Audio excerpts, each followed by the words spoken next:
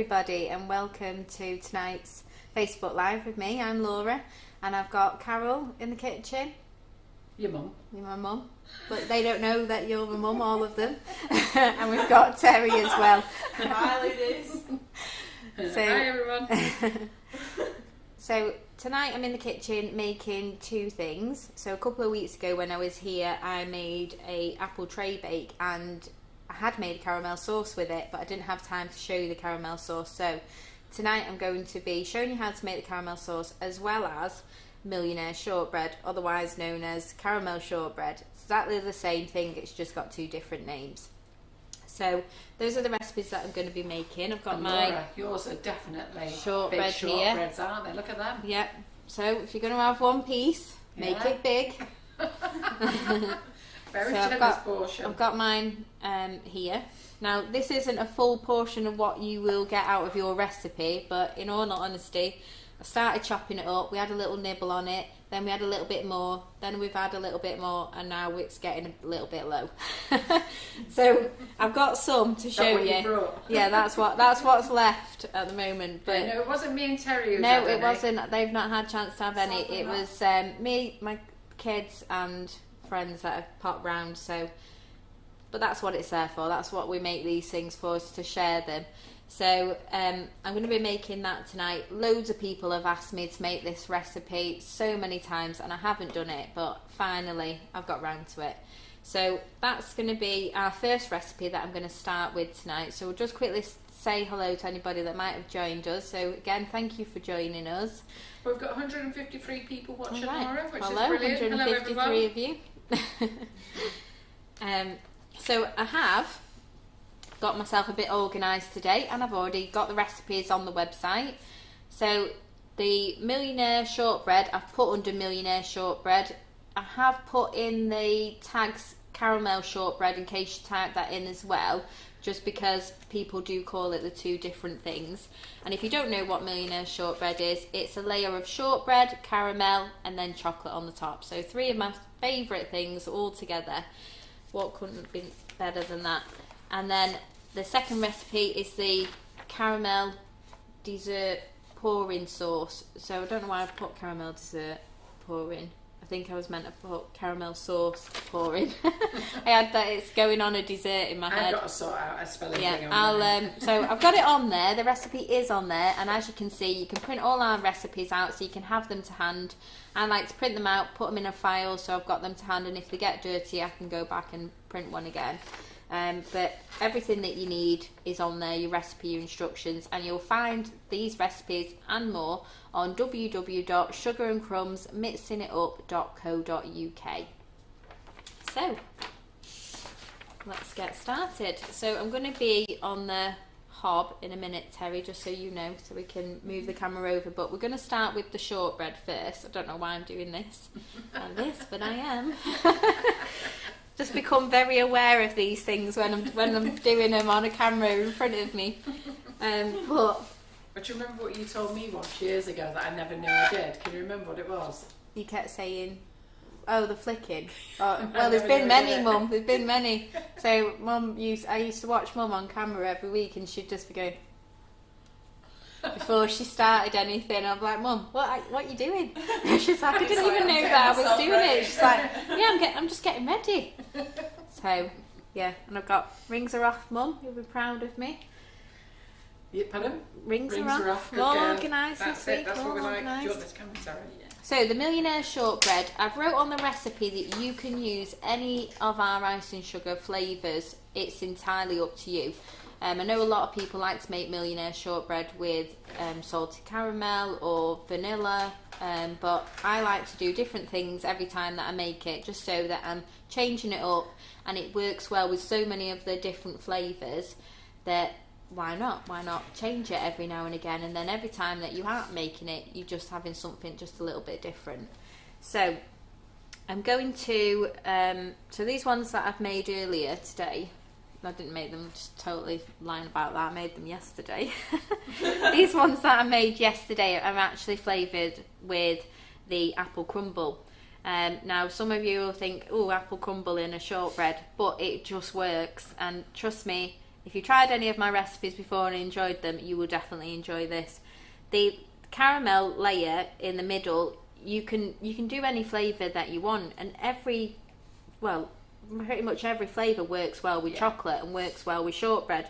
And what I've flavoured the shortbread with is the apple crumble icing sugar as well. So I'm getting that hit of apple crumble with my chocolate all in one piece. And you can do it with other flavours as well. You could do it with the toffee apple, the cinnamon swirl, the velvet, the vanilla fudge. Yep, and if you want to change it up, gingerbread you can use as well. Sticky toffee pudding, yeah. Choice is absolutely yours, so don't feel like you have to just stick to the norm. Do change it up a bit. So I am going to start with my shortbread. So I'm going to bring... Oh, you've moved the camera already? Yeah. Yeah, but you're I'll move this one. No, I meant like after I've done this. Oh, right. It's alright. You can see it on here. Oh, does it come around easy? Yeah. Right, so we're going to start with the shortbread. So we'll get all our ingredients together.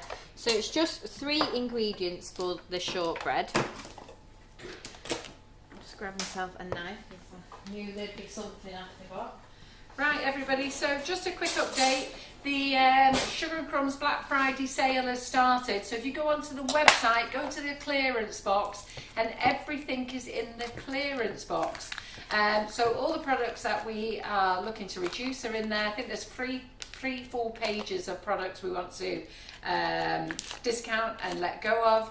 And also, John has put on the ice and sugar sale. It is only on, though, for a bit more than 24 hours. It's on till midnight tomorrow night. It's the cheapest price we can do it. We had to do a price increase earlier this year, mainly because everything of ours has gone up in cost, and we've never put our prices up in the whole time we've been in the business. We've always tried to drive price down, but we've had to succumb. But John has put the cheapest price on, but we can only do it for the one day. So £2 a bag for your icing sugar.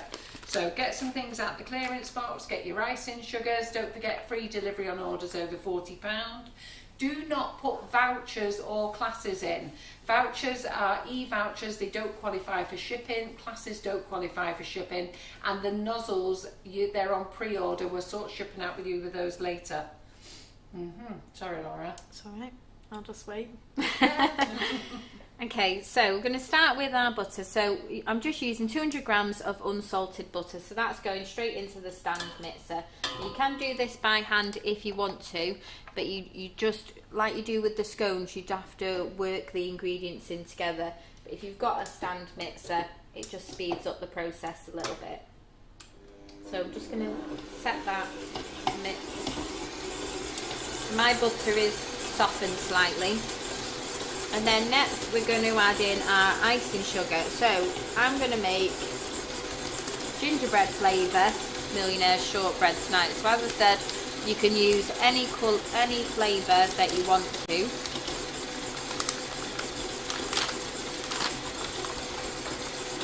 So we're using 100 grams of the flavoured icing sugar in the shortbread.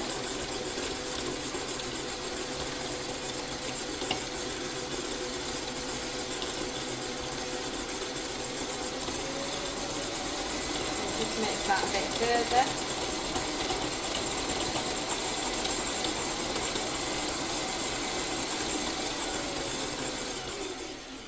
And I have already preset the oven to 160 degrees fan or 180 degrees if it's not fan assisted. So I'm going to add in my icing sugar to there. Again. There's my tea towel. I'm going to pop this over for a second just so we avoid a bit of a cloud for a moment.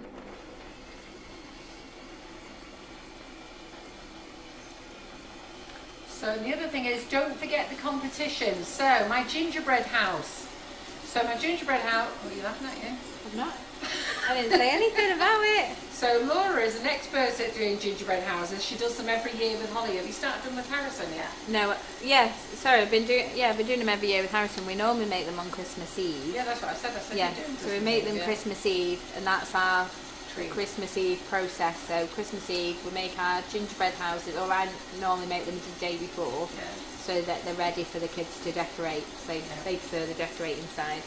So I made the cookie dough last week, and then when Kim was in, didn't really have time to do them on the live. So I think it was a week last Thursday. So I made the gingerbread house on Tuesday. Ever so chuffed with myself. It stayed up, and John said if it didn't stay up, he would give away two £25 vouchers. They're going to be drawn tonight. If it didn't stay up, he was betting against you. Yeah. Oh, right. So he said if it didn't stay up, Charming. So sweet. So if it didn't stay up, anyhow, it did stay up. It stayed up through the whole live, and then I put my roof on, and then right at the end, I didn't notice it. As soon as the live switched off, it started to slip apart. The roof started to slide off. But then when I looked at the live, you could start seeing it start to move. Right. So it did fail. But having said that, he didn't say how long it had to stand up for, did he? Well, it's not going to be forever, is it? No, is it? So we put the offer on. So if you want to go and read what's said on there and put your comments on what you thought about the live, that would be great. That'd be great. And then we're going to draw that later on. Laura's going to draw 2 winners for that, for a £25 voucher each. Yeah, I'll have my magic fingers out. Oh, John said, no, he said that's not correct. He said if it did stay up, that's right, yeah. He said if it did stay up. I was thinking that's what he said. Yeah, but it collapsed. So it didn't stay up, but it did stay up for the whole of the live. Yeah. So yeah, so that's why we're giving the vouchers away, because it did stay up. And then, but it was good fun, and I realised why it didn't stay up, and I looked after it afterwards. It was really the way I put the roof on.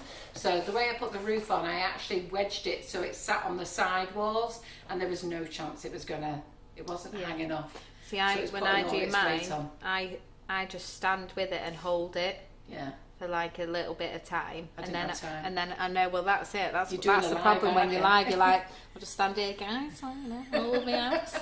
But normally, I would just grab something, stand with it, and then, find something a similar height to put underneath it. Just for those that have got a bit more time. Yeah. But Karen stayed up, and I've just seen that Michelle Godrich is watching, and Michelle took Karen's home, so she's had hers. Michelle works in the warehouse with us, and we took it down to the warehouse lads, but nonetheless, Paul, who normally eats everything, he wasn't in. Thomas is diabetic, so he doesn't want it. Michelle's husband's diabetic. We didn't let the office staff have it, and Michelle said, right, I'm having this, so why not? I presume it was fine, wasn't it, Michelle? Okay, so in the mixer, just to recap, we've got 200 grams of unsalted butter, which is softened already, 100 grams of our flavoured icing sugar, which I'm using the gingerbread, and now I'm going to add 275 grams of plain flour. I'm just going to chop that in quickly, and then we're going to get our tin ready. So I have preset the oven to 160 fan, 180 not fan, gas mark 3. Get me learning all me numbers. So all that's on the recipe for you anyway. So we'll just give this another beat together. So we're looking at getting this to form a dough. It does tend to be more like my, if anybody's ever tried making my cookies, it's that sort of softer dough. We're not looking for like a hard dough. It's quite soft to start with. So just give that a quick mix. John said it sounds like we've got a right bunch in the warehouse, 2 diabetes. I know. We didn't name well, it. Imagine being called the one that eats everything. What's his name? That one that eats everything. I forgot to mention. I didn't know you was called Paul. I forgot to mention Tom, and then there's James, but he doesn't eat it all, to be fair. Do you have to use unsalted butter? If you was making salted caramel, then you could use salted. I just personally would use unsalted for the majority of flavours, because you don't want that too much. Some of the salted butters can be really salty, I think, and you don't want it to overpower your flavouring really. So I would stick with unsalted unless you are really into the salted flavour. When you use salted butter, it takes away the sweetness as well. Yeah. So, but it's up to you. It's your cake, it's your biscuit, your cookie. Do what you like.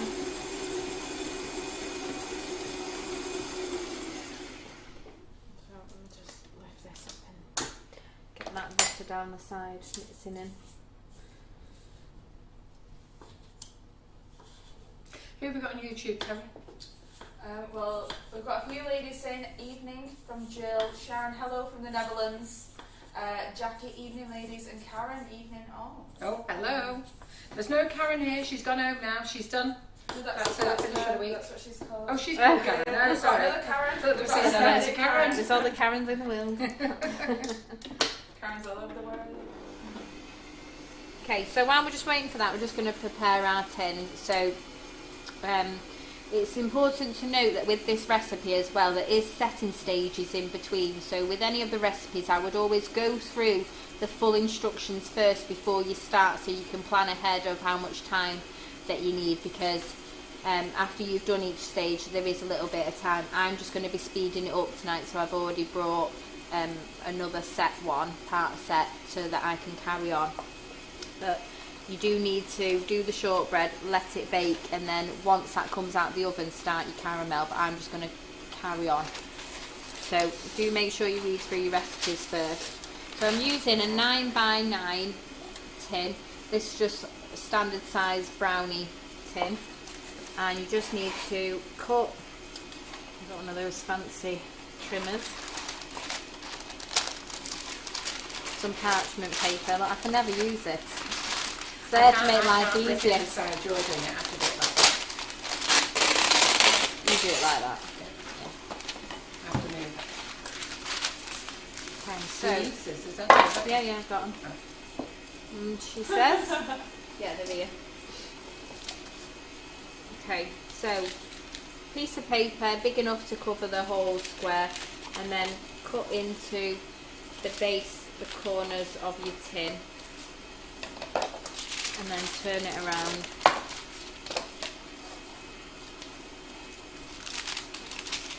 And do the same on the other side. So you're just cutting into 4 corners, and then lift.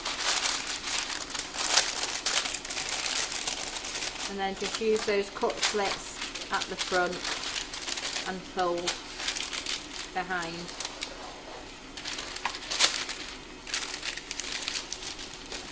And then you just get a neat base. Same as I do with all my tray bakes. You don't need it to be that high, but sometimes it's high and sometimes it's not. And then set that aside.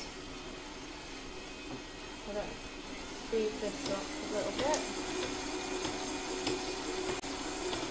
Keep getting the butter stuck to the side. Oh, tell you what, this bowl is cold. Thinking it's so my softened button's starting to get hard again. I was looking at your softened butter there, it's gone firm. I did say to you the kitchen's cold though. It's cold on the way That's over what I say, here. don't be surprised, things are going to settle up fast. Yeah, right. Let's see if I can just get this to combine a little bit more.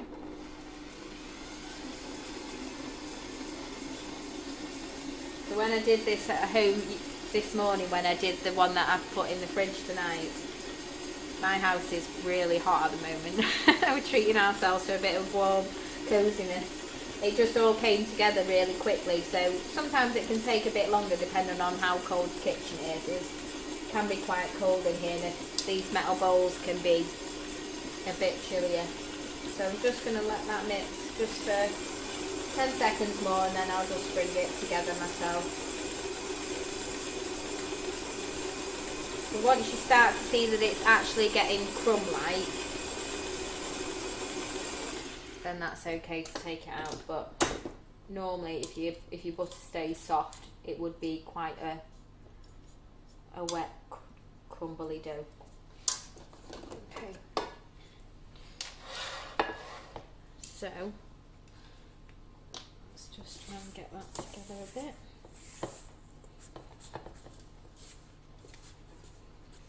So I'm just going to try and push it together in the bowl before I pour it in. Can you bring it forward? Oh, sorry. Because I have to like do it on me against myself. I gotta get a stronger arm out of Yeah. this one. Is this because your butter's firm. Yeah, It's firmed up. yeah. I think it must have. It was soft. I've left it out for ages, but I've left it in here. The cold, but it's fine as long as it's got, you know, a crumbly texture. We can work with it. Okay, so the next thing we're going to do is just press that out. So if you start to just push it into the corners, we just need to get it as evenly as we can, and we need to try and get those crumbs to be more compact together. I'll just spread that out. If you're finding that when you're doing this, if your butter was a little bit softer than this and then it starts to be a bit more sticky, if you just put your spoon in your tub of flour or bag of flour, whichever you've got, and then you can just then use that to help you push it down again, and it stops it sticking to the back of the spoon or the palette knife, whichever you're using. So when you're pushing it down, you can see that it's starting to come together.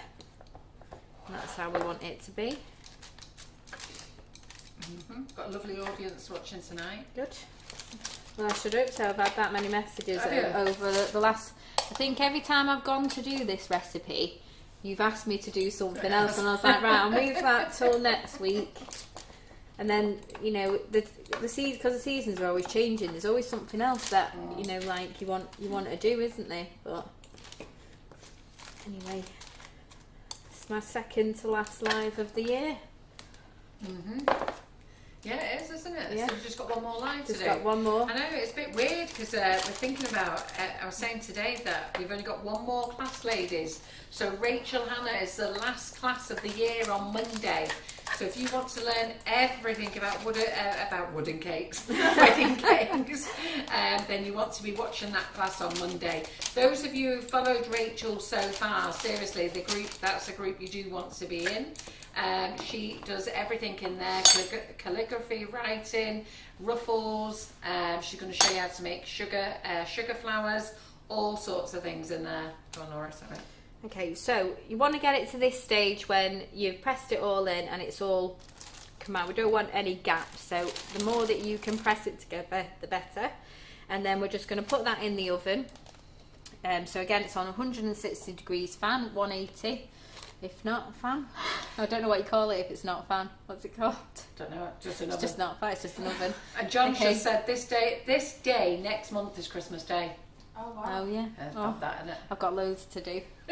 Loads to do. Yeah. I don't know, what do you call it? What do you call an oven that's not fan? I think it's 'Cause that's a fan non-fan assisted. No, this is a fan assisted oven. So it's just an oven. Most people Electric oven. Well, most people have fan ovens anyway, don't they? Yeah. I think. Okay, so that's gone in the oven now for roughly 25 minutes. We just want to make sure that it's golden on top, so that's what we're going to be looking for. So it's 25 past now. In 25 minutes, so at 7:50 we'll go back and have a look and have a little check and just check that the shortbread's goldening up. So very nice and easy. So normally conventional oven, okay. So we're getting the proper words. Does Yeah, conventional helping not out. mean normal though? Yeah, And it's a normal I oven. think fan assisted ones are the new normal, so That's what I mean. I think fan assisted is the new normal. They're like in your tubs, as always, No. Laura. Put all my tubs out. I've actually put labels on them this time. Look, Yeah. check it out. My husband was like, "Why have you done that?" I was like, "Because I've got plain flour, I've got rye flour, I've got self-raising flour, I've got this flour, that flour." He's like, "Well, I thought we only had one flour." I was like, "No, this is why we need to label it." Do like a label.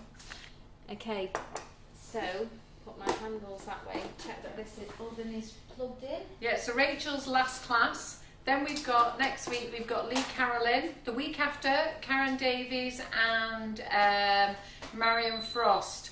But let me tell you about next week. There's a swap over.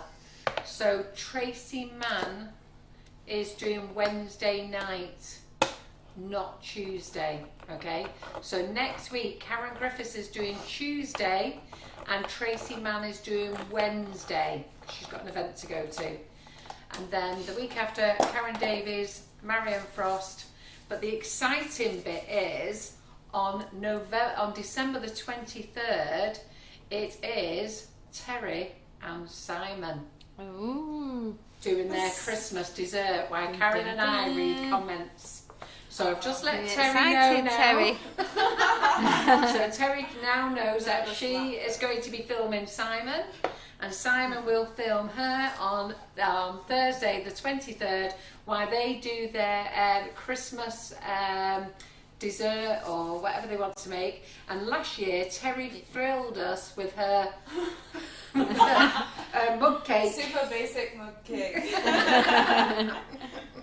There was wows from the audience worldwide. And on the Monday before that, Karen and I are sitting down at 2 o'clock and having our afternoon tea and cake at 2 o'clock if you want to join us. Busy. Via the internet. Yeah. Get your own tea and cake. But we can invite you on screen, you see. Ah, nice. Okay, so as I said, when you read through these ingredients and instructions, I would normally wait until that shortbread base had cooked, then put it out on the side while it starts cooling down, and then I would start making my caramel. But I'm sure you don't want to wait here for 25 minutes while I do nothing. So I'm going to move straight on to the caramel. There's no reason why you can't do it this way. It's just that when the shortbread's hot and you pour the caramel on it straight away, the caramel just spreads everywhere, and it just can be a bit messier. So just for the perfect millionaire shortbread, as well, don't you? Yeah, just for the perfect shortbread, I would let that cool. So it doesn't need to cool completely, but it would have cooled down by the time you've done the caramel. So for the caramel, I'm using a tin of condensed milk, so it can be any make condensed milk, just roughly 397 grams. I think most of them are. And that's going straight in the pan. Kim Tilling says, I love watching Laura in the kitchen. She's super calm and super informative. What are you trying to say, Kim Tilling? Trying to explain everything as best I can. So sometimes when I'm at home, if I'm doing something that I don't do a lot of, but I want to show you, then I'll be practicing what I'm going to sort of say so that I'm filling my time a little bit. I'm thinking, what might they ask me? So I try and think about things that you might ask me so that I can be ready to answer she's so them. much different, Laura, organised, whereas I just fly in here and just throw it all together. Yeah. Okay, so I'm going to carry on with the gingerbread flavour. Just popped up, not like another then. Super calm, super informative. Yeah. Oh, she said only with bacon. She said she loves me too, eh? It's only with bacon. Anything else, I'm just like the most disorganised person ever. I probably put everything aside to do later so I can do my baking first. So Laura, can you use vegan milk, condensed milk with this one? Yeah, you can, yeah. I've used vegan condensed milk once before because I picked it up by mistake, but it actually went fine, so I can say that it was okay. It just tasted a little bit different, if anything. Okay, so I'm just using 25 grams of the gingerbread flavouring, so that's going into there. And then just because I like to get more of a golden colour in this, I'm just going to add a little bit of brown sugar as well.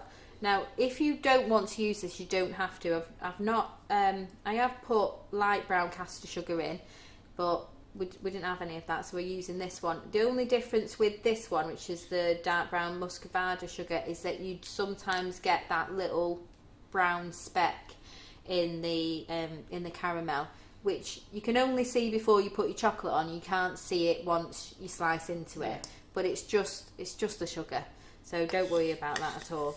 So I just like to put a tablespoon of this in, just more to give it that little bit of a rich colour. And then into that we're going to add 4 tablespoons of syrup. So I've got a backup syrup because I wasn't sure if I'd get 4 tablespoons out of this last bit. So when I say 4 tablespoons, I know a lot of people like to be precise about things. 4 tablespoons is, the first one is a tablespoon, but then as you keep adding your golden syrup, you can't get all the rest of the golden syrup on while you're still holding the bottle and the spoon. So I just do it like this. So that's one. Right, couple of questions. Can I use the caramel condensed milk? Yes, No. you can. No. Pardon? No. You can't? No. Oh, why? Because that's not what we're about. Oh, yeah, no, I was just about to say that. So, yes, you can, but that's not what we're talking about on Sugar and Crumbs. We're showing you how to enhance it with our flavours. So when we're demoing, you know what, you can do things all the normal ways, but when we're showing you on the lives, we're showing you how to use our flavoured icing sugars to make it different flavour. And Laura's making apple crumble caramel today. No. No. I'm making gingerbread. Gingerbread? I thought you said apple crumble before. No, that one's apple crumble. That one's apple crumble. Right. I'm okay. saying the kids like the gingerbread. Yeah, they do. They like the apple crumble and they like the salted caramel. Yeah. So they're like the top flavours that I use. But when you go to a shop and you buy caramel shortbread or millionaire shortbread, you're only just going to get that one flavour. Yeah. But when you're making yours, you've got the choice of refreshing it up a bit with a new flavour. Yeah. So don't worry about this. So when I say 4 tablespoons, we're not being particularly precise. I just let that dribble off there as much as I can, and then I start my next I was taught tablespoon. last So I week put to sit 2 my pan on in. the scales, Laura. To do what? To put my pan on the scales and then weigh it onto the Oh scales. no. Yeah. This has never gone wrong for Yeah. me. A little bit of extra syrup isn't going to do any harm at all. Then Jamie stopped, but lots of people have already answered it, but I was going to answer it anyhow. Can she use just caramel? And the answer you've already found out is no, because it won't set, it's too runny. Yeah, you don't want to be using Janet the Smith caramel says, version.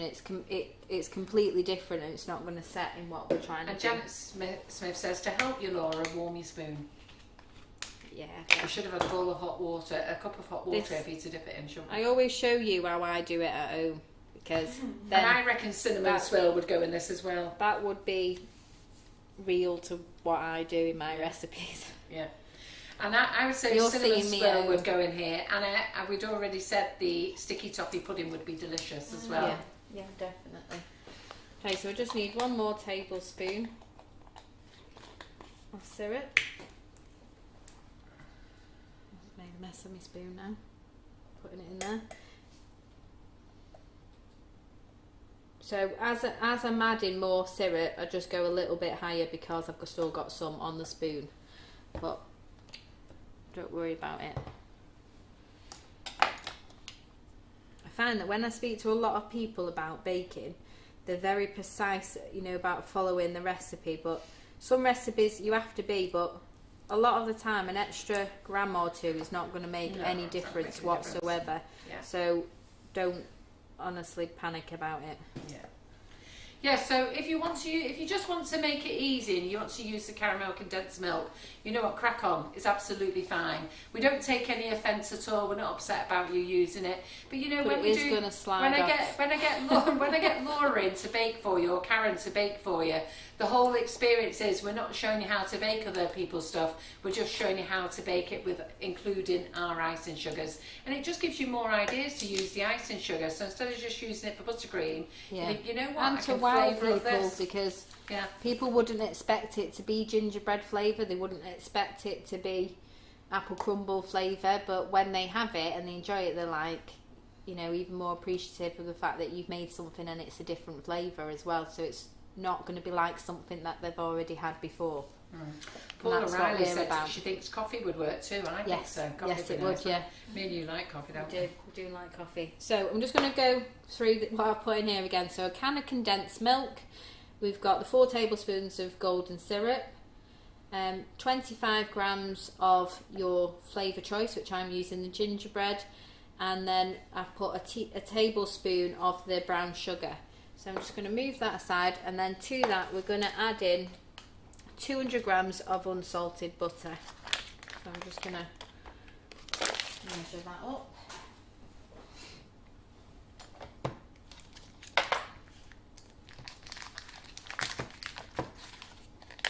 So I am going to end up with 3 lots tonight, but luckily for me, it's the school for Christmas fair tomorrow. So I've already done all my work, and they're going to have plenty to sell, hopefully. that's where this will be going. Are you using a shot icing sugar, Laura? No, she isn't. She's using just the flavoured icing sugar and taking a small amount from that. Yeah. And yes, Breeder, you're absolutely right. We can flavour the chocolate. Are you going to flavour the chocolate, actually? With a flavour shot? I can do. You don't have to. If you've got, have you got gingerbread? Pardon? I've done gingerbread. Have you got gingerbread? Oh, no, we haven't. Oh, the one that's in is...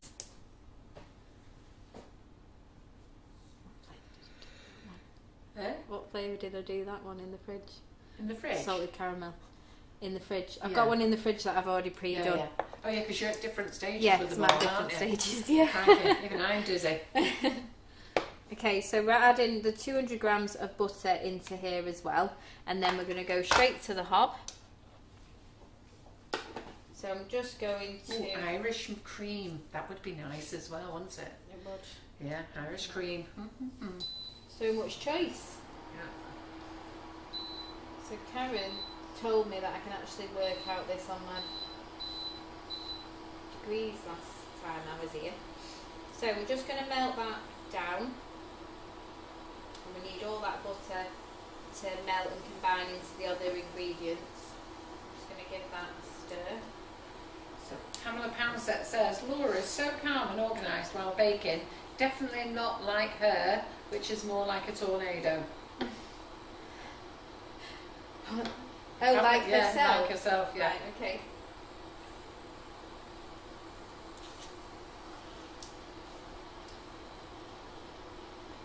So you can see that my brown sugar is making it a little bit speckly, but most of that will disappear once we've heated it up. Is the butter that you use now room temperature, Laura? Well, it is now. Well, it was. Yeah. A lot Our softer. kitchen's very cold tonight, and Laura's travelled an hour and a half away. So it was room temperature when she left her house, and then she hasn't considered that driving here and then coming into the kitchen, it has firmed up. So we should have bunged it in the microwave for a few seconds first.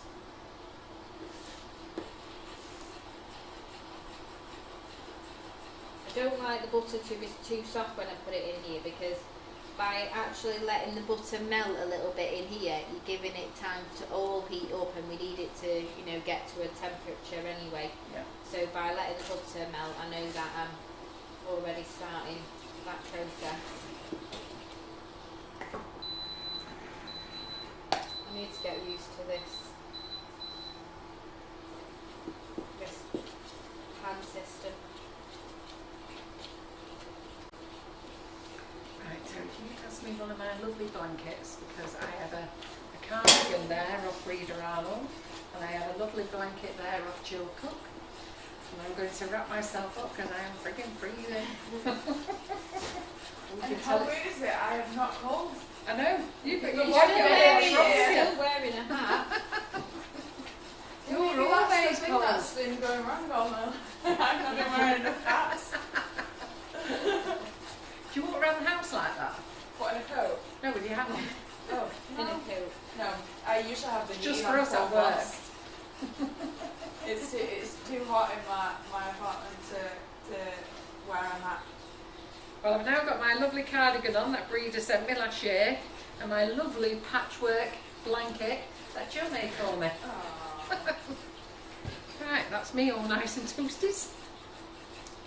Okay, so we just started this off on a low heat to get it all melted in. We want to keep stirring it all the time because we don't want anything to catch the sides of the pan. So again, it's like when you're making my fudge, you have to stay with it. So do make sure that you're putting that time aside to stay with it. Don't be walking off and leaving it on the pan. And John's wondering why you're not cold when he sees how hot our office is. Yeah. So you just need to bear in mind that when this is going to get to a really high temperature, so you just need to make sure that you're being really careful that even though you've got to keep stirring all the time, that you're not letting it splash onto you. I did make a bit of a mess on my hob this morning when I was doing the other caramel, because it does So how many of these have you got on the go today then? So I've got one made, and I've got one in the fridge, and then I've got this one that I'm making. Right. So we've got another 8 minutes before I need to look at my shortbread. So we're just going to keep stirring this now all the time on a medium heat, and we just want it to bubble up and to get thicker and thicker. So once you can see all those bubbles there, you know that your temperature's right up and it's very, very hot. You can see that the bubbles are coming to the top and popping. That means that it's at quite a high temperature. So just keep stirring. And Jill says she's glad the blanket is useful. Yeah, no, I used it all last year, but this is the first time it's been out this year. Oh, in fact, no, I think it was out the other week actually. It's cold one night, I got it out, didn't I? Oh, I can smell that caramel. Yeah, it smells great, doesn't it? So we're just going to stay with it, keep stirring. And we're going to keep stirring until, like with the fudge, you start to see the base of the pan. So I'm just going to be here, I'm going to arm work out. So as I said, the brown specks that we've got here is just from our muscovado sugar. So you don't have to put that in if you don't like the look of it, but I just think it just helps to colour it up a little bit, and I don't mind it because it tastes really nice.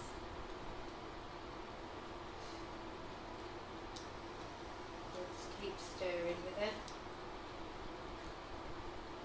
So depending on your hob, so my hob's completely different to this one. So my hob's an induction hob, and this one's an induction hob, but it works completely differently. So when I come here, I'm always a bit like, what's going to happen on this hob? But it's just a waiting and watching game. So just stay with it, let it keep heating up. And you can feel that it's thickening up because it just gets a little bit tougher to stir. So it's just, if you've ever made fudge, you'll know what I mean. So we're going to end up with like a soft fudge consistency. Mandy Harvey said, could you dissolve the brown sugar beforehand so you've got no speckles? I don't think Could you? Well, this is why I always, you'd have to like dissolve it in a liquid. But yeah, but wouldn't it get like really hot then and then sizzle up, burn all your butter? Oh, if you melted it first in the pan? Yeah. Probably, I wouldn't recommend that. But why I've put in the recipe to use light brown caster sugar, because that way you're not gonna get it at all. But we didn't have any in the kitchen. We didn't have any. All we had was, what's that sugar that I've got out? It's like and it's unrefined as well, so it's a little bit more bitty. So if you use the light brown caster sugar, that's what I used in my carrot cake today, and I had problems with it in the carrot cake. Well, you never said that. Hey? You never said that. Oh, Karen bought it. So Karen So got really Karen. when I'm making cookies, I use light brown caster sugar, which is very, very fine, like the caster sugar, and you won't get any of these bits. But muscovado sugar, dark, unrefined, it's bitty. Together. There was nothing wrong with it in my carrot cake, but when I did the mix today, there's going to be nothing wrong with this. It's just that you can see it. It's just more about. Well, that was the thing when I did the mix today. It took me ages to knock the lumps out. 5 more minutes on the shortbread. Okay. So we're going to just keep going with this. Just keep thickening it up. So is there any questions anybody wants to know while I'm just stirring away? Right. Let me just see. Well, they're all loving watching you. Good. No, they do. They like the way that you calm and you explain things nice and slow. And they're making suggestions about types of flavours, Irish cream, coffee, coffee chocolate, like a Christmas special. Yeah, definitely. I think with a lot of baking is that, and this is what we've tried to do on the website, with a lot of things, once you see that it's that flavour, or if I put, black cherry marshmallows, everybody just makes black cherry. You've got to, it's just because that's what the recipe says, isn't it? And if you went on to any Millionaire recipe, it's just going to be caramel. Flavoured with vanilla probably. Yeah. So it's just about showing you that you can do different flavours, and once you start to think about it, you start to, think of all different things, don't you? You do, and it also gives you good reasons why to use your sugar up and impress all your friends with all these lovely flavours. Yeah. So I don't know whether you can see on the camera angle, but as I'm stirring now, I can start to see the base of my pan. Can you see that? Is it showing it? Yeah, every now and again you see Yeah. a flicker. So we want to just get it a little bit further than just seeing it every now and again. We want to see it on every stir. So. And the next question is, Laura, is it okay to make the shortbread base a couple of days before? No, not a couple of days before. Maybe the day before. But Or in the morning? yeah, or do it in the morning, then do your caramel in the afternoon. I wouldn't leave it too long, just because once this is made as a complete recipe, then you've got about a week to eat it. So, you know, if you're doing the shortbread a couple of days before, you've already lost a little bit of time for when it's going to be at its best. So, if you need to split it up a little bit, then maybe just do one part in the morning, one part in the afternoon, or just do it like that. And look, a lady asked me if you could freeze it as well. Now the only problem with freezing it is how I would store this now is just in an airtight container. You know, like my biscuit tin there. And that's how I would store it. I wouldn't put it back in the fridge, because every time you put it back in the fridge, you're making your caramel harden again.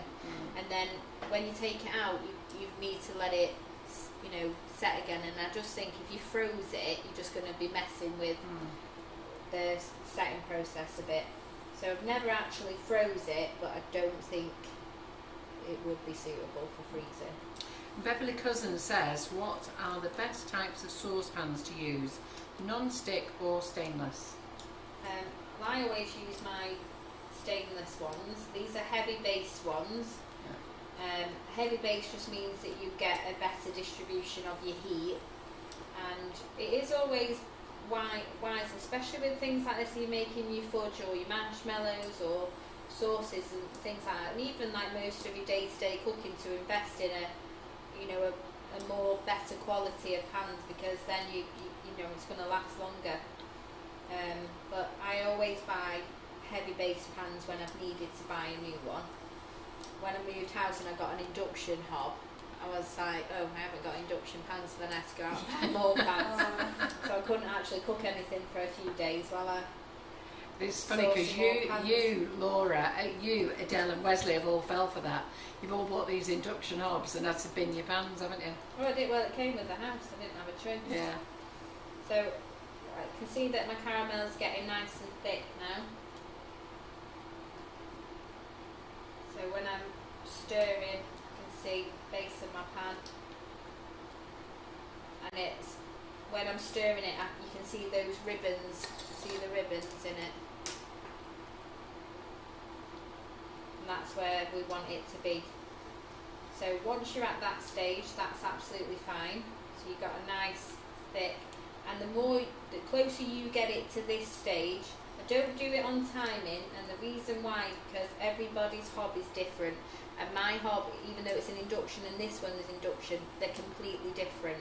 So it's always better to work to your hob and your times. So it's roughly about 10 minutes to get it to this stage. So if you're making sure that you've got 10-15 minutes to do it, and you're just watching it by eye, by thickness, by being able to see the base of your pan, you can see that it's got thicker, then it's more likely to set.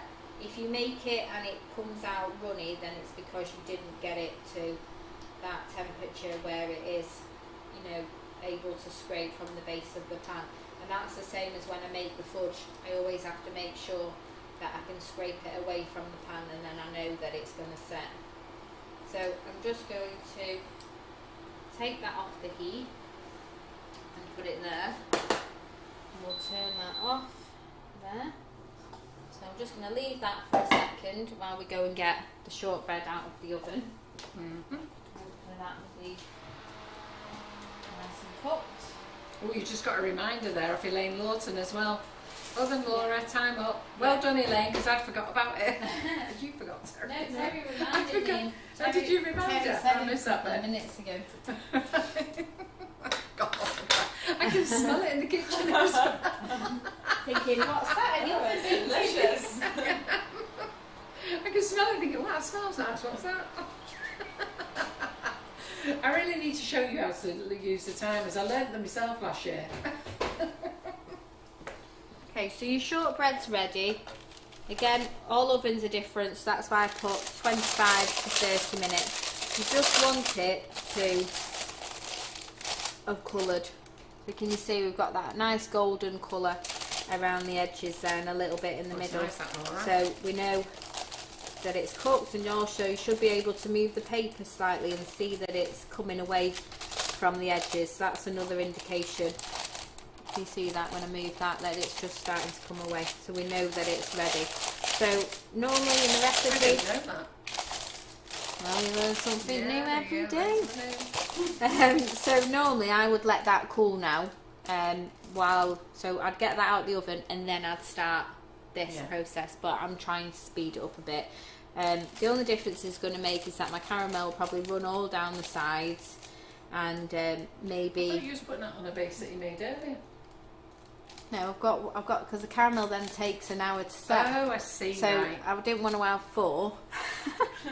So we're going with it this way. Oh, I see. Right. So you're having Yeah. all the different stages. Yeah. Right. Okay. Okay, so I've got my caramel here. So you would have let that cool and then you would have made your caramel. So I've just left that off the heat for a minute and it started to set on the top there, so you can see that it's starting to I'm saying what a lovely colour caramel it is. yeah, starting to, so you will get, without the brown sugar, you still will get a caramel colour, but it will be pale. I like to make sure that when I pick up my caramel slice, I can see those different colours in there. So I'm just a bit, I like stuff the way I like it. So I'm going to show you how I like it, so then that's how you like it. But yeah, if you've left it for a moment on the side, then just give it another good stir, just so that we're not having any bits that are skinning over the top. So just remember, Laura's speeding up the process. She wouldn't normally put it on a hot base. But, we've done this before, haven't we, Mum? Yeah. She wouldn't normally put it on a hot base, but she's just showing you the technique, which was where I was getting confused, because she said don't put it on a hot base. Yeah. And then I'm thinking, why are you putting it on a hot base? Because I am. So yeah, just make sure you read through the instructions on any of our recipes first, so you know what stages that you're up to.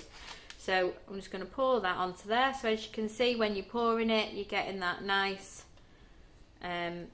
thickened caramel fudgy sauce. Yes, yeah, that's great. So if you use the light caster brown sugar, you're not going to see any of those bits that are in there. This is just because of my dark sugar. I normally bring everything with me, but there's always the odd thing that I forget. And then I hope it's here. So then spread that out into the corners, just so we're getting a nice even layer all the way across. And then that would go straight into the fridge now while the caramel's hot and set. But because my base is still hot, I'm not going to put it in the fridge, but you would put it in the fridge. So I'm just going to pretend that I put this in the fridge. So for speedy up purposes, that's why Laura's done it, but don't do it as she's done it tonight. Read the recipe. Yeah. That's what she's saying. Yeah. And then, do as she says, not as she does. yes, that's it. So an hour or two has gone by and you've walked back into the kitchen and you've popped it out of the fridge and you've gone, oh, look at that, it's ready. And here it is. So here's one that I did earlier today. So we've got different paper because this is from home. All works exactly the same way. And then we're going to start with our topping. So I've made this so that we can continue on. So that's nice and cold. You know that it's set when you take it out and you can press your finger in and you can see your fingerprint, or you can use the back of a spoon or a knife or something. You can push it in a little bit and it's holding its shape. I don't know whether you can see that on the camera or not. It was just a bit fast. Okay, let me get a spoon. I am a bit too fast for your... Well, you didn't have it under the camera either. No. So because you're off camera, by the time you've done it, Terry, by the time you'd done it and Terry had moved cameras Yeah. and missed it. Okay, right. So, right in the right spot. Right, okay, so you know when it's ready, when you push it in with a spoon and you can see that it's pushing in. You can just about see it there, I think. You can see that it's pushing in, but it's set without being rock hard. It's set like a very soft caramel, and that's what you want. Now, the only thing with using a caramel from a tin, which is what we want to avoid, is that will stay runny. It doesn't set fully, so even if it sets a bit, it then unsets when it's left out on the side. So this way, you're getting that nice caramel that when you slice it, you're going to have a caramel that stays intact with the rest of your layers. Okay, so next thing that we're going to do is melt our chocolate. So on the ones that I made yesterday, I've used a mix of milk chocolate and white chocolate. Now you can use just milk chocolate, just white chocolate, dark chocolate, whatever suits your preference. My kids aren't a fan of dark chocolate for anything, so we always use white or milk chocolate, but then this way you're just getting the best of both worlds. So I'm going to use 200 grams of the milk chocolate. So Mandy Harvey said, can I use this caramel inside the chocolates? And I've said yes, because it would make a lovely, nice, soft centre caramel. Yeah, it would. You'd have to let it partly set so you could mould it. Is that what you mean? Pour it in their chocolate, you know, when they do their Oh, chocolate in the balls. chocolate mould, Yeah. right. I thought you meant like if you want to like make it into a ball and then cover it in chocolate. Yeah, could do that as well. Yeah, you could do that, yeah. See, multiple, this is what we show you. We show you multiple ways to do I just multiple think things. you can flavour them all with your flavoured icing sugars. How lovely would that be? Flavours. Yeah, with multiple flavours. We're just never ending. Okay, so 200 grams of the milk chocolate, and then I'm going to use 100 grams of the white chocolate.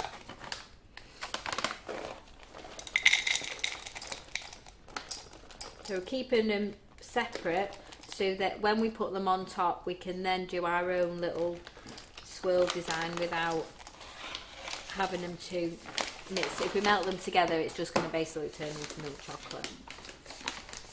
So Heidi said she did a test on her shortbread, Millionaire Shortbread, and popped it in the freezer, not tonight, a few months ago, and she left it out to come back to room temperature, and it was fine. She took it into work colleagues and they didn't notice the difference. Right, so there you But go then. did they have one out the freezer? Yeah. Free that. My problem is with any of my bacon, and I know a lot of people ask about how to keep it for longer and to freeze it, but anything that I make doesn't last that long. No. So freezing for me isn't a thing. It's not something that ever gets out. This will go home and I'll have to fight the kids to not eat it so that I can take it to the school fair tomorrow. Yeah. So have you got some gingerbread flavoured shots, did you say, for this? I haven't got gingerbread Oh, flavoured vanilla. shots. Or There's vanilla. I can't remember what flavour I made this one still. Well, Karen put the shots. Oh, Did you want a caramel. shot? Well, I'm just saying if you want me to flavour the chocolate, then we can flavour the chocolate. Oh, don't know. Karen puts it. Oh, shots are in a chocolate cupboard there. Sorry. So where's the chocolate? No, what this one? Sorry, This wrong one. one. Yeah. And you should see her shots in the Oh, cupboard yeah. there. You see them? Right, let's see She what has a little she's got. stash there, don't she? Raspberry orange, strawberry, white chocolate and raspberry. We've got a vanilla. Oh, we've got a salted caramel as well. Oh, sort of caramel would be nice. Wouldn't it? I think I did it. That's then. our. Pardon? I made too many things today. I don't know what I made. I was making some cookies. Made some cookies as well. Now the cookies I make and I keep in the freezer, and then I bake them as we want them, so that we don't make too many. 'Cause Yeah. otherwise we just eat So them. Laura needs to melt the chocolate in the microwave first before she puts her shot in. Yeah. We didn't bring the microwave up, did we? Yeah. You'll just have to miss me while I'm down here. So I always melt my chocolate in 30-second Glass. intervals. That's it. And then give it a stir, put it back in. and then carry on until you've melted your and chocolate. how much chocolate have you put in each of them? So I've got 200 grams of the milk chocolate because I want that to be my base, and then the white chocolate I'm using to swirl in. So I'm using 100 grams of the white chocolate. So for the flavour shots, what we normally do is for 500 grams. I'm just going to go and put this in the microwave. So for 500 grams, we normally put between 10 to 15 grams of flavour in, but Laura's only using 200 grams and 100 grams. So I'm going to recommend that she goes for about 5 grams, which is roughly a not very much. Isn't it? Yeah. We have a YouTuber asking, if using the caramel as chocolate filling, how long do you think it will last? Well, depends on how quickly you eat it. No, once it's in the chocolate, it'll be fine. So once you popped it in your chocolates and you've done your back coat of chocolate over the top, it'll be absolutely fine. It'll last a lot longer because it's enclosed. And the white chocolate, we have got a pallet of white chocolate and a pallet of milk chocolate on express delivery. They have said that they have to say the 14th of December, but I'm hoping it's going to be sooner. So that's where we're at, really. So we're just sitting and hoping it's going to get here sooner. That's all we can do, guys. But we do have, I think we've still got milk chocolate in stock, and last night I put the new fudge flavoured chocolate on to test. So I know some of you have bought it already. I have put limitations on just so that there's enough for everybody, because a couple of times recently we've had a couple of people come in and they've just bought the lot and wiped us out. I filled up the stock when I was away in Tenerife one day. John put it in stock, came down for lunch, and Karen said, when's the chocolate going in stock? He said, it has. And it hadn't, it got sold out in 2 hours. And we were like, what? And that's because several people went and bought the lot. So now I've put limits on it just until we get more in, and then then we'll release that again. So I'm just putting one in while I stir the other one. So if you give it a good stir in between, then it's going to help it to, what's already melted will help the rest of it melt if it's stirred together. And the white chocolate does always seem to melt a lot faster than the milk chocolate. So the fudge flavoured chocolate is in stock. It's in 500 grams and a kilo. And I forgot to ask Terry to do an image for me today. So if we've got time after this live, I can just pop an image up for the fudge flavoured chocolate. Yeah, it's like a caramel coloured looking chocolate. So it's not milk, it's like a very, I'll tell you what it looks like. It looks like the same colour as that. Yeah, it does.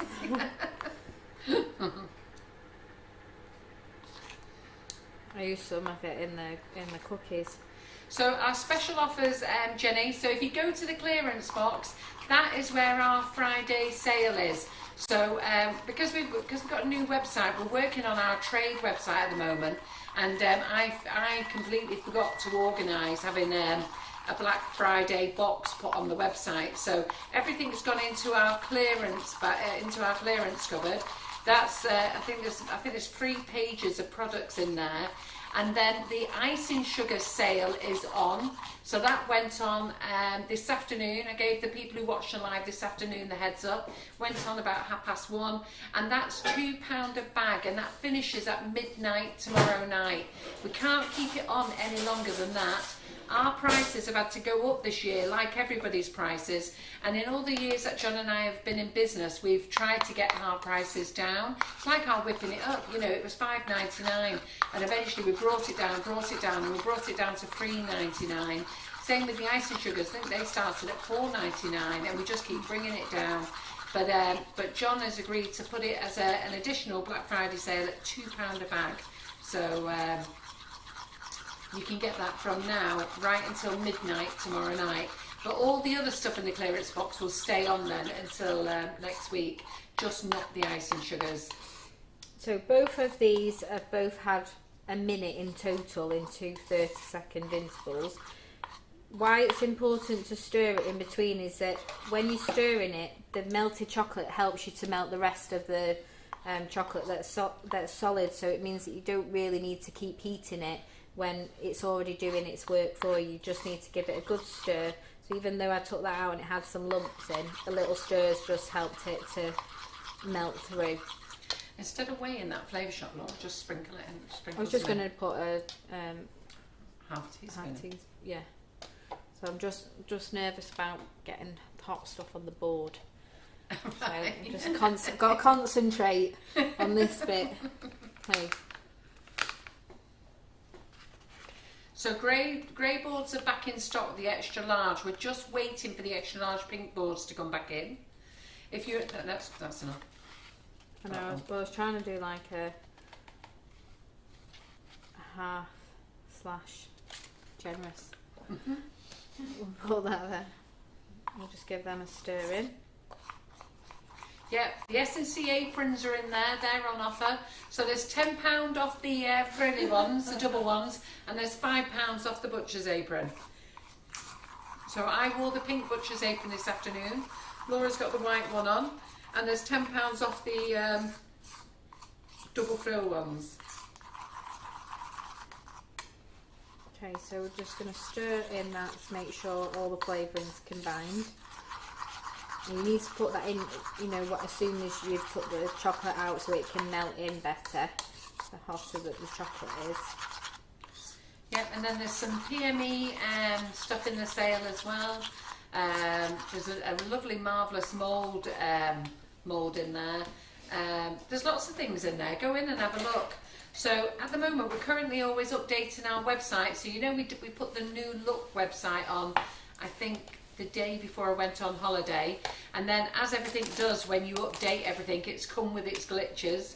But we're actually resolving them. So now we've got the add to basket button in pink. So rather than clicking the picture, we've got the add to basket. We've got the out of stock now showing, which is great, actually on the home page. And we've highlighted the sale price in pink. They had it the other way round, that the normal price was in pink and the sale price was in grey. So they've turned that round now, so we've got that done. And then we're busy working on our trade website at the moment. Sorry, Laura. I'll just do this. Yeah. Just because I don't want my chocolate to harden up while I'm stirring it. Okay, so milk chocolate goes on first. So pour that all on. And this is optional, like I said, if you want to use dark chocolate or just milk chocolate, then just do what you wish to do. Spread it out so it's coating all of the corners.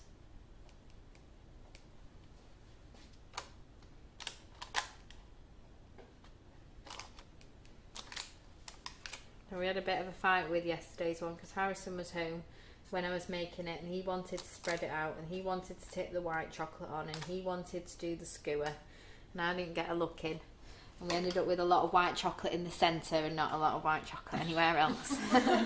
They just kind of dumped it in one place. But if you drizzle it over, you've got more chance of spreading it about a bit more. Or you could just leave it, you know, as a drizzle if you wanted to.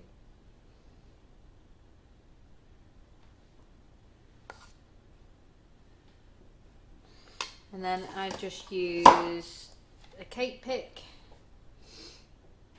and just swirl it in.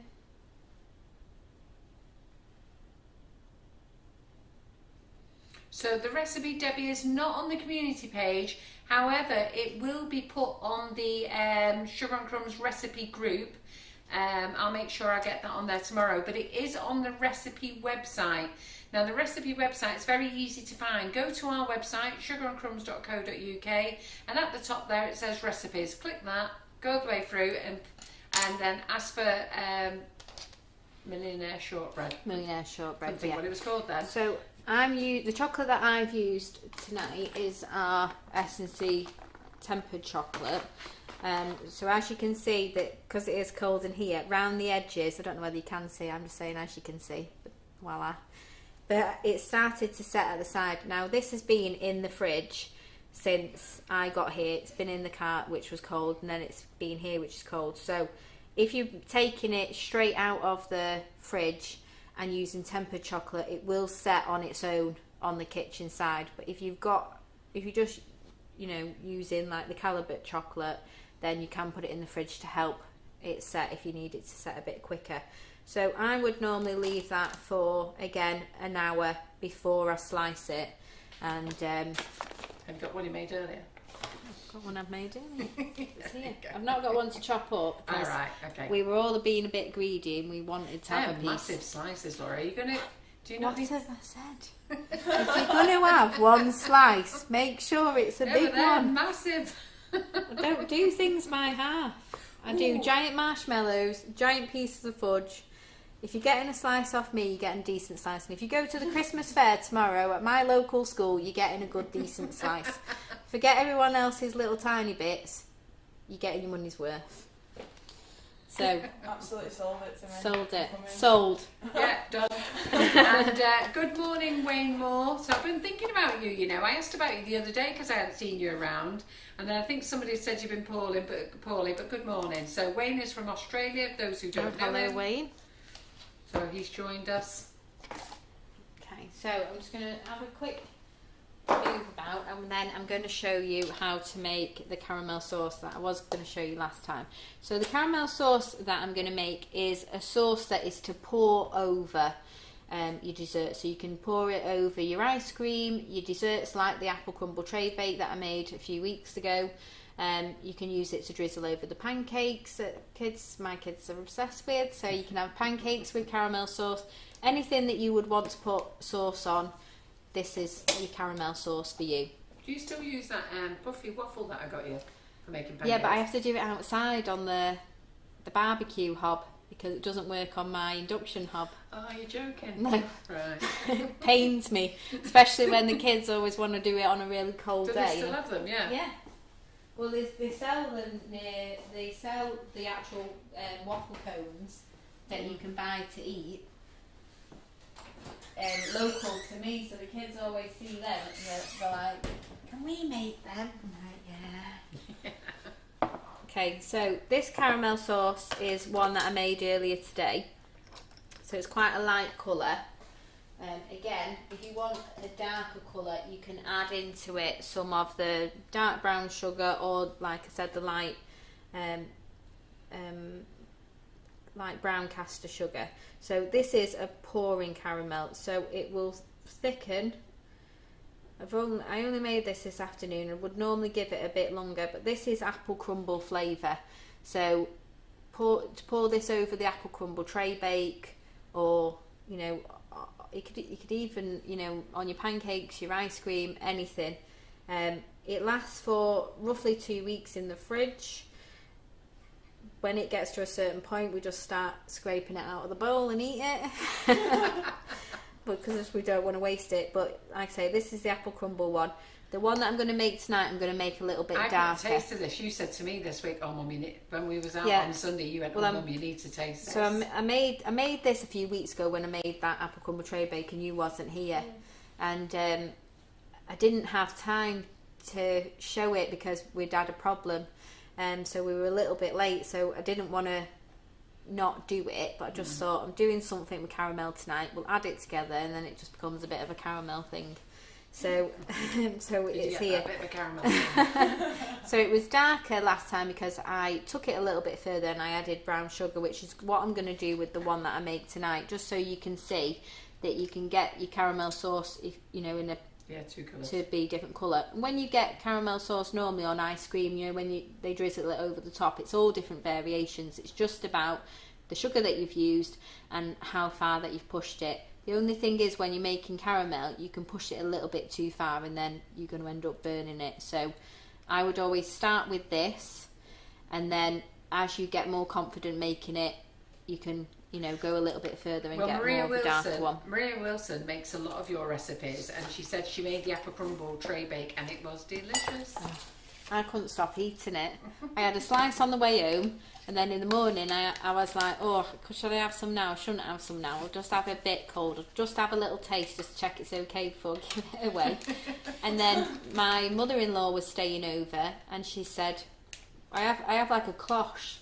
And if it's in the cloche, it's for everybody to eat. So I put the cookies in there, the shortbread in there, and the kids know that if it's in that cloche, they can take it and have a piece. If it's anywhere else, they're not allowed to touch it because that means it's for somebody. Or I had to think for a minute what a cloche was. Yeah, voila, here's one I made earlier. You know what it was. The Tadar jar. Yeah, Yeah. a cloche. I like that one. I don't know what's that. So then my mother-in-law was looking at it. She's like, what's that? This is what I get when people come to my house. What's that you've been making? What is it? I'm like, oh, it's this. And then I'm like, why don't you just say you want a piece? That's what I'd do. If I was at your house, I'd just say, what's that? Can I have a piece? I'd be straight in. Laura's People like a bit she's got shy. She's got this glass one, and you do walk in, and It's usually there's So this is chocolate orange brownies. yeah. Oh, This is a God. cloche for what anybody else doesn't know. So the cloche is on here, and you can see all the delights inside. And people come in and they're like, ooh, and I'm like, hey. But yeah, everyone knows about the cloche because it's there when you come in the back door, isn't it? Yeah. Right in view. Look what I've made. So I've just seen all of you writing your comments on how you're going to get your orders in. Is it incognito that you're saying? And we ASAP. yeah. So in the order notes, we get lots of ladies in their order notes asking us to put messages on the box. So we've had to put cleaning supplies, gift from Sugar and Crumbs, prizes. We get loads of them put funny things on.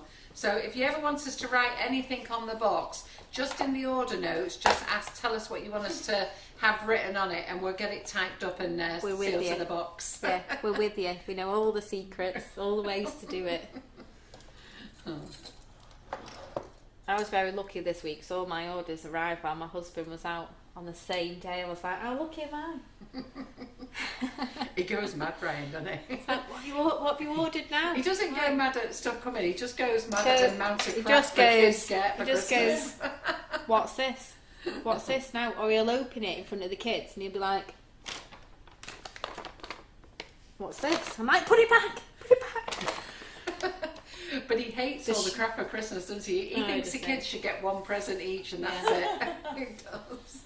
Well, the best is, so everybody, you know, like when you see kids at Christmas and people say, what do you want for Christmas? What do you want for Christmas? Harrison's just started going, I want an iPad, a new one. I was like, yeah, he's not having an iPad. That's new. No chance. So yeah, I said that's it, because Ryan keeps saying to him, you only should have one present and it should be one good quality present. Yeah, so I that's said right. a couple of months ago, we'll get him an iPad, and that's it. He's sold on it. Thinks he's getting his own. Well, he is, but you know, not a You new can one. have mine. That's on my desk. He's having a second-hand good Have one. you bought him all? No, not yet. Oh, I've got an old one there. Right. Harrison, you'll know what you're getting. Yeah. Luckily he's in bed. He's all in bed. Right, so the first thing that we're going to do with the caramel is get all the ingredients ready, because caramel is another dessert where you've got to stay with it. So if you're not with it and you're not prepared and you're not ready, it's not going to work very well for you. So best thing to do is have everything to hand so that we know we're going to be okay. So Maria Wilson said, that's why I love Laura's bakes. They're so easy to follow, taste amazing, and suit all taste buds. Yes. That's what we like. And Lorraine Pike says, Carol, please don't put cleaning supplies on my box. My husband will be suspicious. There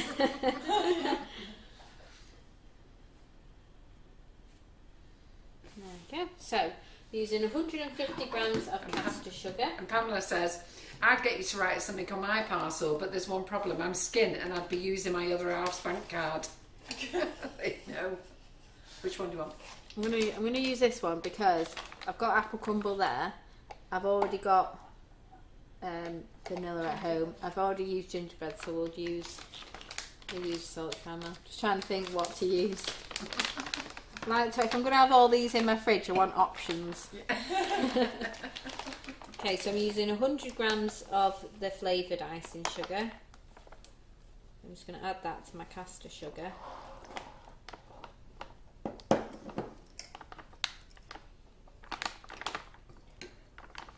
Two spoons here, Terry. Do you want to taste of it? Do we get to try the caramel?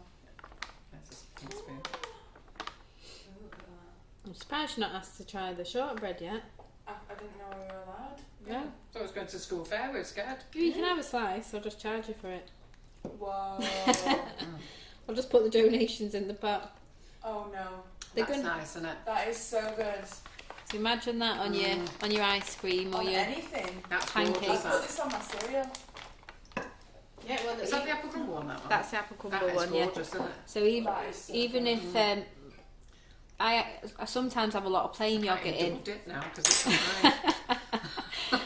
When we have a lot of plain yogurt in, That's so that I've nice. used for recipes, and I add a little bit of this to the plain yogurt just to flavour it for the, so that it'll.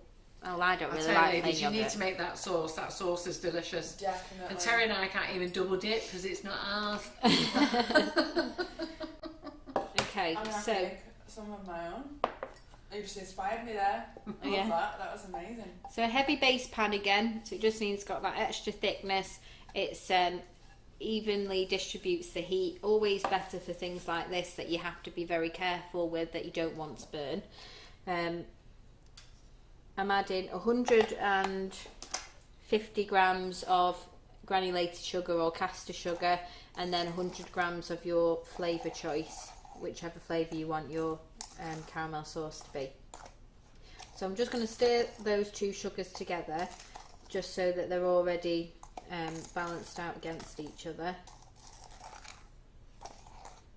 And then I'm adding 75 ml of water just from the tap. I'm just better check that I did put 75 in.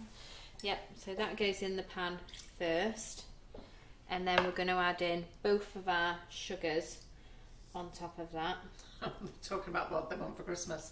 So Tracy Scriven says her daughter wants 40-inch TV and electric scooter. So Debbie says, is that That all? sounds expensive. Beverly Cousin says, I just want the S&C warehouse. I just want some more of that caramel. I just need some of that. I'll put a bow around it. That's amazing. So we're going to start with just the sugars and the water first and start heating them up. But I'm just going to get my last two ingredients ready just because I want to make sure that they're there to hand. So you need 200 ml of double cream, which I've got there, and then 60 grams of unsalted butter. But because I'm using salted caramel, I could use salted butter if I wanted to.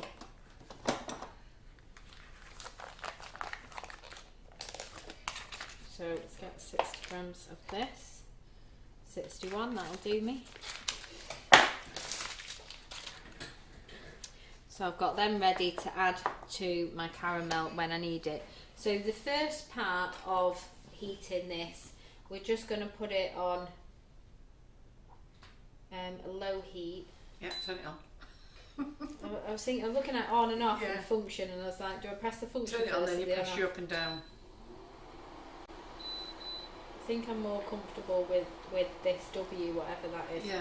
So while we're just waiting for the sugar to dissolve, we can stir it. So I'm just going to stir that sugar into the water on the lowest setting that I can put on here. So I'm just going to whisk it in. So you'll see that it's cloudy to start with. Can you see all right on the camera? Yeah.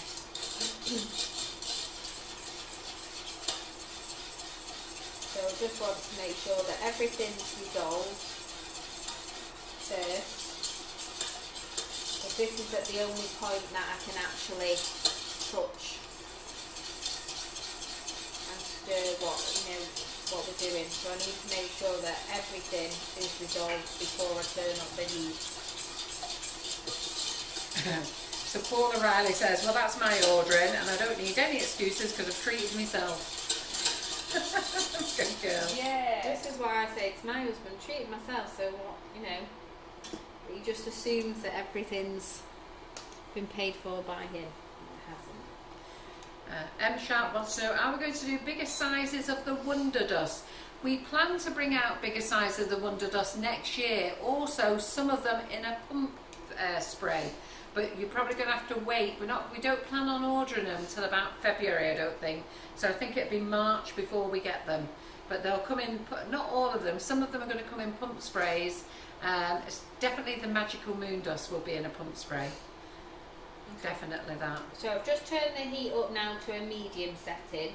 So this, at this point, now that all the sugar's dissolved, I just want that to start to bubble, and it's going to change to an amber colour. So at first it's cloudy, then it should go translucent, and then it should go to the amber colour. So even though it doesn't really look like it's doing anything, I have got to just stand here and look it over. And I did make the mistake today that I had my phone with me, I was stood there watching it, got bored, started looking on my phone, and before I knew it, it turned amber and I'd gone way past. So this is where you just have to, like the fudge, just stare at it, put the passion in. Just stare at it. Put the passion in. I'm cooking you with love. You're going to come out great. I'm going to stay with you. So, Oh, you've just definitely talk got to your it. mother's traits. Fill the time. You won't have to eat wherever gets you through, hanging around the kitchen, staring at sugar. Just do it. So it's going to start to bubble, and that means that it's coming up to temperature. Don't feel like, even though, can you see on the camera now, just go over the top, it's just bubbling here, but it's not bubbling there. Don't worry about it, just stay away. It does make you want to stir it, but don't. You just have to trust it, that it's doing its thing, and you're just there supporting it, holding its hand, waiting. So we're just going to stick with it. So I'll just run through what we've put in there, just so you know what we're doing. And I put this under caramel dessert pouring, but it was meant to say caramel dessert pouring sauce. I think that's where I was going with it. Yeah. So I will change that, but it is on the website. And in here we've got 100. We put 75ml of water in first. Then I've added 150 grams of granulated / caster sugar, whichever one you want to use. 100 grams of your flavoured icing sugar, and then we've stirred it till it's all dissolved on a low heat, and then I've moved it to a medium temperature now, and we're just holding its hand, letting it do its thing, letting it boil. So it roughly takes 5 to 10 minutes. So again, it's just a waiting game. Every hob is different. You just want it to start getting that amber colour, and once we get the amber colour, we know that we're getting to where we want it to be. So just keep watching. What did you say was your favourite thing to pour it on? Pancakes. Well, the kids use it for pancakes, yeah. What about you? Everything that I make. I know, that's what I was trying to debate. Another thing that it's good for is, like, you know, if you're making donuts and you want a dipping sauce for your donuts, or I'm a bit funny with some desserts. I do random stuff. I like to have everything. I like all my cake. You know that saying, have your cake and eat it? I do. I like it all. I'll probably go home tomorrow and have a bit of that and dip it in a bit of that, because I am not shy. I am not shy. I'm happy to overload. But yeah, it's a great dipping sauce. There's just so much that you can do with it, and especially if you make it over Christmas and you know that you're doing a lot of desserts and a lot of different things. It's just there as like that dipping sauce, as the pouring sauce. You know, like if you're making meringues, you could drizzle it over the top of it. You know, when you're doing a pavlova with the fruit on, drizzle it over there. Dip your strawberries in it. Dip everything in it. Dip the spoon in it. 2 weeks. 2 weeks. You just need to keep it in a fridge. So something like this the jar that I've got, they're just really handy for things like this. One, because I think if you put it in something that's clear, every time you go in the fridge you see that it's there, so you know that it's there. You know, it's put a smiley face on the side to say, hey, I'm here. I've been And supported. it will get used. I've had my hand held. I was made. So yeah, so when it says 5 to 10 minutes, it's just dependent on your hob. So I'm gonna put that there. So just stay. Don't try and rush it either. It's not a rushing thing. Like when we made the caramel sauce before for the Millionaire Shortbread. If you try and if I put melted butter in it, I'm already speeding up my process. but I'm not getting the same set, you know, I'm not getting the same things that I'm looking out for, and then it's not going to set the same because I'm rushing it when it probably needed a bit longer. Can you freeze it, Laura? Well, it's a pouring sauce, so Don't know. I wouldn't freeze it. No. I don't. I think Do you because know what? It's very easy to make. Just make it fresh. It's very easy to make. And then just do you store it in the fridge or just leave it in your jar? I just store it like that in the fridge Yeah. until it's all gone. You do make toffee like this, but there's a next step for toffee. So this is the sauce, okay? Yeah. So this will, so even if I put that in the fridge, so this has been in the fridge since this afternoon, it's still pouring. Yeah, we're not setting it to be like a set caramel like what we did there. We just want it to stay pourable so we can drizzle it. Yeah. Like that. So that's just going to stay. There you go, Mum. There's another spoon there for you now. Sorry, Terry. But I am a mum. Plus I'm nearer to it dripping off. Yeah, if I put it over the camera, we'd be messing Yeah, I think Simon would have something else to come with. Yeah.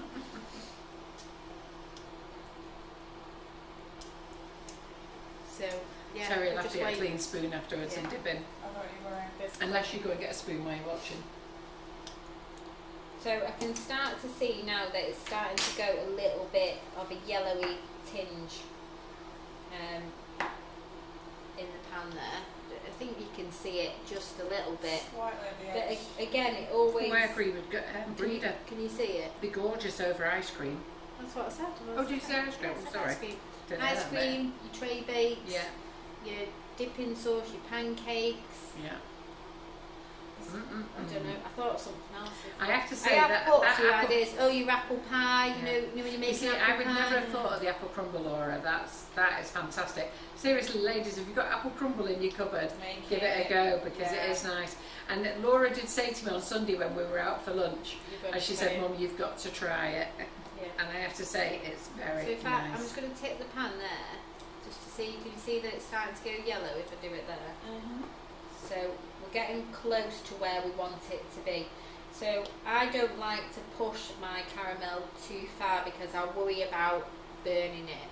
And at this stage now it's getting yellower and yellower and yellower, and we want it to just turn and have that little tinge. But if you go too far, it's just gonna taste burnt. So we don't want to push it. We are essentially burning the sugar to make caramel. Yeah. We don't want to burn it so it tastes burnt. We just want to Tickle heat it. We want to tickle it. So Mandy Harvey says, can you cook it longer to get a darker sauce, or would you use a darker sugar instead? I would personally, the one I made a few weeks ago when I was going to show you, I brought a dark sugar with me. So I put dark sugar in instead of the caster sugar, and you do get a richer colour. Yeah. But I wanted to show you how to make it from being clear, because the only thing is when you use a dark sugar, it's already dark. So when you turn it like that, you've already got that darkness, if you know what I mean. So it's easier to make it and start. That's what I was saying before. If you start with the pale colour, turn that off. If you start by just doing it with the white the white sugar first, you can see the process and see where it needs to be, and then you can use the darker sugar, and then you'll be a bit more comfortable about where it needs to be. So once we've got our amber colour, we're just going to go in with the whisk and give it a good stir, because like anything that you make with sugar, it starts to crystallise as soon as the heat comes off. So you can see that we have got quite a nice rich colour there, but I've got to add in my cream and my butter yet, so it is going to lighten up. So every time I make it, I do get a slightly different variation of colour, just by accident really. But once you've taken it off and you've given it that initial stir just to break down that sugar on the top again, have your cream that's ready at the side, pour that in, whisk that in. Now it will bubble and make a few a few noises as such, and that's just because we're putting cold liquid into a hot sugar syrup. So we have actually got a really nice colour. I always like get a bit proud. I stood by you. Look how you've come out. Yeah, that's a lovely colour. That's Yeah, a lovely colour. lovely Isn't it? colour. Yeah. So we just get the cream in, give that a good whisk, and then add in your butter. So again, I'm using a solid butter because I don't want it to just melt into it really quickly. I think it distributes better if it's a solid and it's being broken down into my caramel, and then I can see that it's, you know, being distributed through that sauce better. So Susan Gardner says, I make apple pie and apple crumble icing sugar. I make apple pie with apple crumble icing sugar in my pastry. Yeah. And in my apples too. Yeah. It's amazing, and I think the sauce will be an extra apple burst. Oh, yeah. Great idea. So when we did that apple crumble tray bake a few weeks ago, I had the sauce here when I poured on. So we got some ice cream out of the freezer, put some on the apple pie tray bake, and then we drizzled the sauce over the top of it, and it. So did you expect this one to come out as dark as this, then, Laura? No, I didn't. But it just goes to show different every time. that it's different every time, because I've done exactly the same and used the same ingredients as I did earlier with that one. But it's just a case of pushing it a little bit longer. So I've let this obviously have a couple of extra seconds, which can make all the difference. Yeah. I actually prefer this, but you know when you go and you get a dessert and you get a caramel sauce, it's never the same colour. I don't know whether anyone's noticed that, but I must admit I like that. this what that one. yeah. I could easily just keep spooning that out. That's lovely. Okay. You really should give that apple crumble one a go, you know. Laura's absolutely right, it's lovely. And yes, So I'm just going to put Janine, this. coffee flavour would be yummy. It would. Do you see about Laura's coffee. eyes light up before when I said it to her? So I use these glass jars just because anything that's in glass you see and you're using it. So I'm a big fan of glass storage. So once your butter's all combined and melted down, just pour it straight into Look at that. the tub. I'm really happy with that colour. So good. So the difference between making that, I think what it was because this is apple crumble. When you use the apple crumble, it's got a lot of cinnamon in it. It was quite dark already, and I panicked a little bit about overdoing it because I didn't want. I'd already burnt one because I wasn't paying attention, so I got a bit nervous. But Perfect that one, Laura. I'm just like. Perfect that one. Isn't that lovely? So what you need to do now is just let that cool completely in the tub. In the storage jar on the side until it's completely cold, and then put it in the fridge. And what you'll find is it does take a bit of time to cool down, but as it cools it gets a little bit thicker, so it's still pouring. Can I just ask you, Laura, where did you get your glass jars from? Maria Wilson's just asking. I think I just got them in Sainsbury's. Yeah. They got I think they generally are in Sainsbury's. Yeah. Sainsbury's, Hobbycraft, a range. They do. I think like things like these are so popular. Pardon? They're You so get them everywhere, those. yeah, they're so popular now. These sort of. I actually use these so many things, like my overnight oats and things like that. Janine Emery says, wow, I'm making this as soon as I get home from work. Yeah, so that's quite runny at the moment, but once we've had that in the fridge, it's going to thicken a little bit. So it's not going to be thick in that we're pouring it out. Oh, Janine Like- says the glass jars are in Asda, £1 each. Yeah. So it looks quite watery at the moment, but that's because it needs to cool, and then it goes in the fridge, and then it sets, and it does come up a little bit. I gave the spoon away, didn't I? Yeah. But that one, if I give it a Lorraine little Pike wobble. says, take them out, Laura. Okay, let's see. Oh, the bone's cracked. It's tell I'm getting It's older. an age thing now, Yeah. isn't it, Laura? I had a little I'll just limp What's off. the big age for you next year, love? I'm 40. Oh, yay! So Mummy's 60. Yeah. Daddy John's 50. I'm 40, and Josh is 20. And Josh is 20, yeah. So it's all We've about got a the... lot, haven't we? And your the sister's zeros. 40, because Laura's a twin. So she's got a twin sister who's 40. Yeah, Yeah. I forgot about Josh being 20. Yeah, he's 20 Yeah. as well. Yeah, So when I'm 60, he'll be 40. yeah. We'll be doing it all again. So yeah, I'm really Where happy will with I that be colour. then? You'll be 80. Oh, right, oh, I'm here.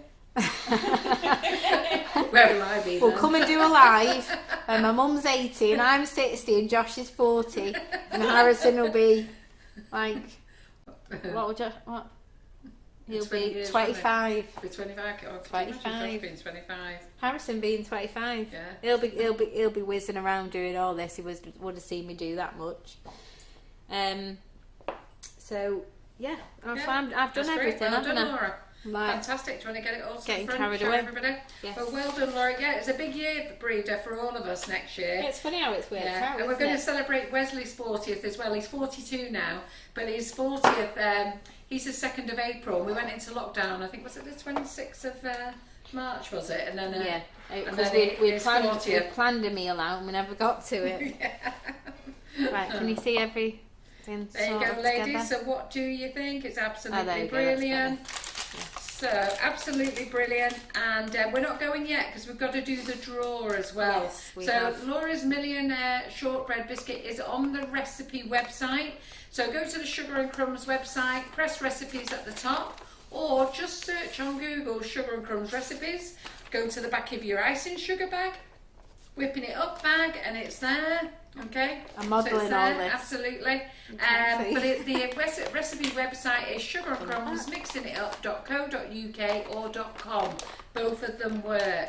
And then what else was I going to say to you? Right, so just before we finish as well, Sounds before I like do the the news, draw, isn't it?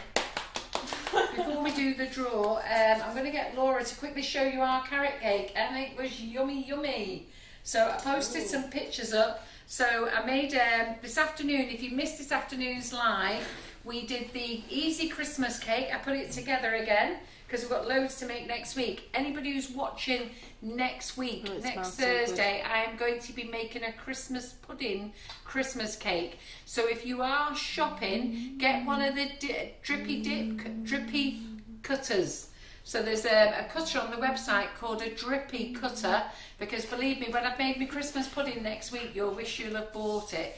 And you can use it for other things like splats and ponds and all sorts of things, okay? And then, what else was there? Laura's got one more live to do. The last class is on Monday, and while Laura goes through everything again with you, I'm just going to go and find the draw.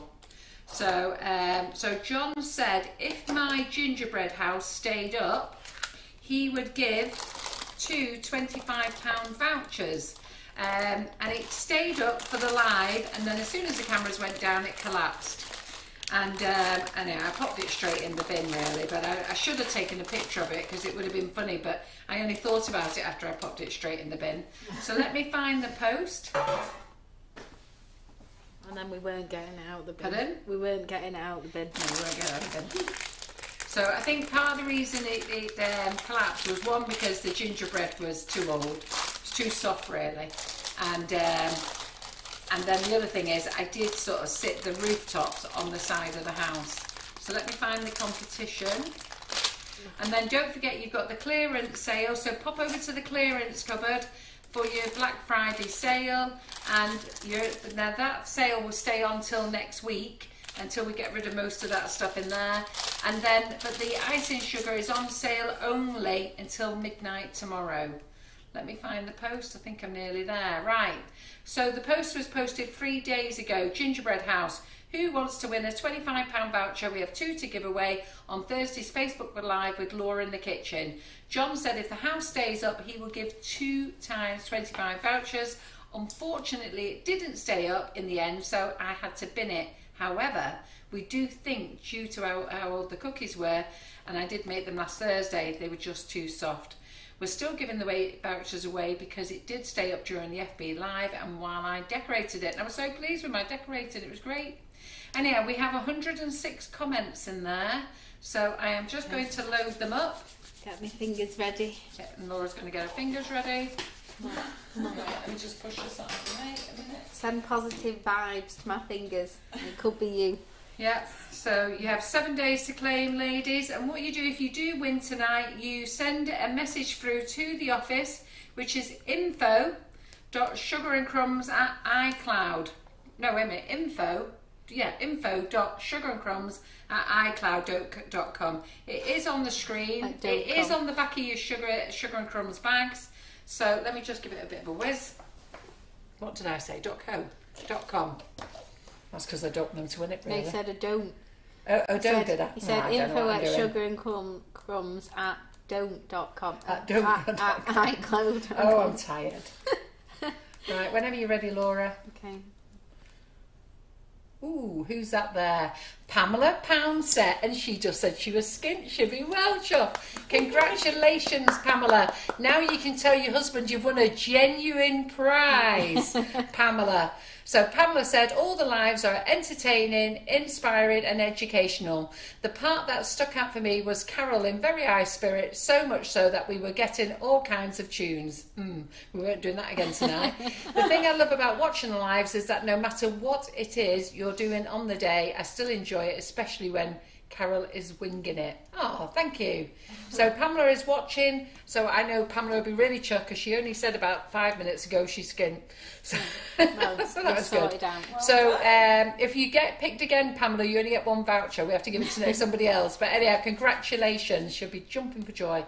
Let me just get this spinning again, to the top, to the bottom, to the top, to the bottom. Whenever you're ready, Laura. Ooh. Oh, that's the competition. No. So we won. So she's picked the competition. So I'm going to choose the person who's at the top. And the top person is Leah Gillam, okay? So she's the one who's next to it. So congratulations, Leah. We know Leah. So Leah's saying, Karen's roof was the best bit. Such a funny live. Thanks for entertaining us, Carol. Your house looks so pretty, even if it did fall over. So Leah Gillam won the second voucher. So that's 2 vouchers we give away. 2 ladies who we know as well, which is brilliant. Congratulations. Well done. Yeah, well done. So let me go back to the comments and we're done, aren't we? So Laura, what are you making next time then? So, what should I make? Are you going to make something for Christmas? Sure. So I'm going to do something Christmassy, but I was thinking of doing, I don't know whether to just do a Christmas dessert that you could have on Christmas Day or Boxing Day, or to make some sort of Christmas treats that you could gift or, you know, have. So maybe you could let me know. Yeah. Christmas surprise, yeah. All right then. Be a surprise. I'll have a think and see. Because I just have loads of Christmas things. Yeah. And I think we've had to jiggle your days around, haven't we? Yes, because I was meant to have 2. So I was going to do a Christmas dessert and Christmas treats, but now I can only do 1. Yeah, because we've had to fit Mary and Frost in. So I don't think you're in for 3 weeks now. I'm not in for 3 weeks. So I'm back on the 16th of December. Yeah. And I will be doing something Mince Christmassy. pies. Yeah.